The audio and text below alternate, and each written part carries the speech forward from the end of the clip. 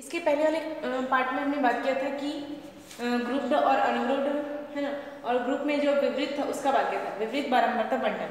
हम इस पर बात करेंगे सतत बारंबारता बंटन की। सतत बारंबारता बंटन के लिए माध्य निकालने का फॉर्मूला जो है वो ये होता है।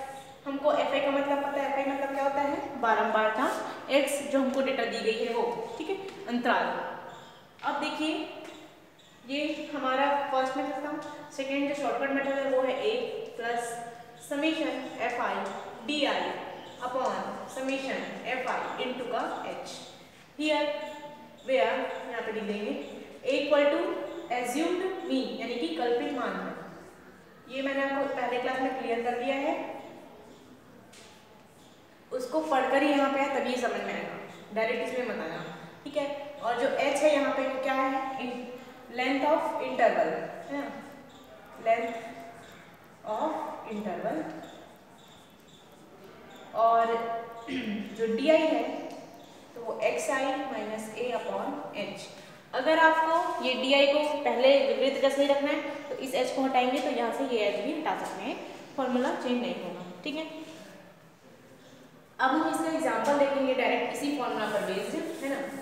तो वो कैसे होगा? फॉर एग्जांपल हमको अंतराल दिया है 10 से 20, है ना। 10 से 20 दी है, 20 से 30, आपको दिया है 30 से 40, आपको दिया है 40 से 50, 50 से 60। ये अंतराल आपको दे दिया है।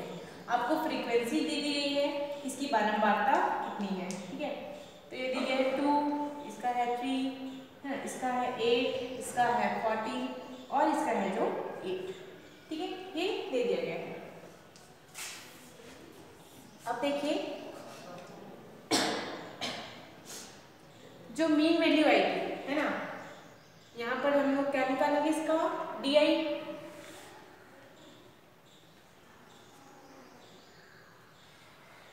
अब हम सबसे पहले ये निकालेंगे कि इसका मीन वैल्यू, है ना, वो कैसे निकलेगा? इसका जो h है ना, h की वैल्यू निकालेंगे अपन। h कैसे निकलता है? इन दोनों के बीच की वैल्यू से। तो इसकी बीच की वैल्यू क्या जाएगी? 15, इसकी बीच की वैल्यू क्या जाएगी? 25, इसका जाएगा 35, फिर इसका जाएगा 45, फिर इसका जाएगा 55, ठीक है। अब इन लोग का बीच का माध्य, तो यहाँ पर देखो ये कितने नंबर हैं? यहाँ पे 5 है ना, 1 2 3 4 और 5। हमको माध्य निकाला है तो एकदम इजी है, माध्य बीच का निकलता है। तो यहाँ पर 35 तो बीच का ही है ना, तो डायरेक्ट हम माध्य निकाल लेंगे। तो हमारा माध्य हो जाएगा 35, ठीक है। अब देखो यहाँ से देखो, अब हमको क्या निकालना है? एफ आई डी आई, ठीक है। अब एफ आई डी आई निकालने के लिए पहले हमको क्या चाहिए? डी आई चाहिए। अब डी आई कैसे निकलता है हमको अच्छे से मालूम है कि एक्स आई माइनस ए अपॉन एच, ठीक है। और हमारा जो a निकल के आ चुका है ये है a इज इक्वल टू 35, ये हमारा निकल चुका है, ठीक है।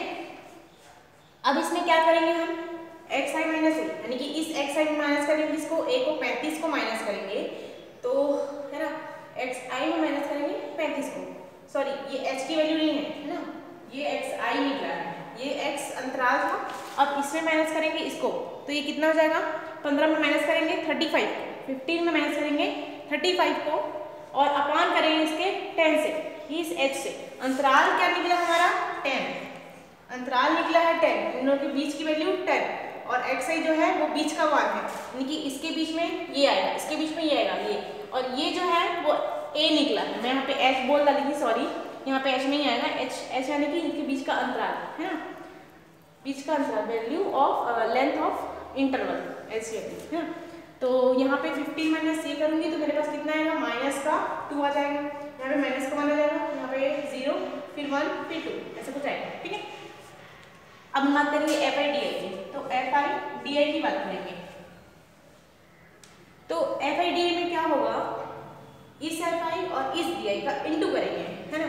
तो ये हो जाएगा माइनस का 4, ये हो जाएगा माइनस का 3, ये हो जाएगा 0, ये हो जाएगा 14 और ये हो जाएगा 16, क्लियर। अब यहाँ पे देखो हमको क्या निकालना है? समीकरण, दो चीजों का, समीकरण एफ आई, समीकरण एफ आई डी आई। तो समीकरण एफ आई डी आई यहाँ से निकल जाएगा और समीकरण एफ आई यहाँ से निकल जाएगा, यहाँ से समीकरण एफ आई। तो इसको काउंट करेंगे और इसको काउंट करेंगे, है ना। तो समीकरण एफ आई तो होगा वैल्यू 35 और समीकरण FIDI है ना, वो है हमारा 23। क्लियर?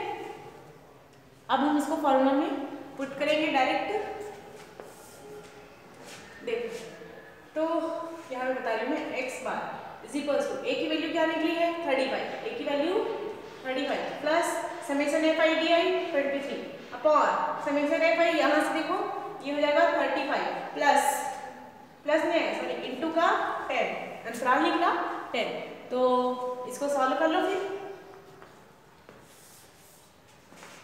तो ये हो जाएगा आपका 35 प्लस ये जाएगा 30 और ये 35। ठीक है, तो इसको कर लेंगे आप। इसका वैल्यू कुछ इस टाइप का आएगा 35 इसका आएगा 6.5 समथिंग, यानी कि 41.5 ऐसा कुछ आएगा इसका वैल्यू। ठीक है, करके देख लो क्रॉस चेक।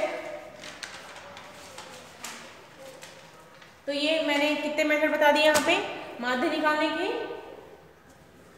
3 है ना, एक अनुरूप का बताया, एक विवृत का और सतत का। विवृत का 2 मेथड बताया कि आपको सिंपल वे में अगर छोटी वैल्यू दी गई है तो कैसे निकालना है, और बड़ी वैल्यू दी गई तो कैसे निकालना है। और सतत में भी 2 वैल्यू था, लेकिन मैंने एक को मैंने हल करके बताया और सेकंड को बस फॉर्मूला बता दिया।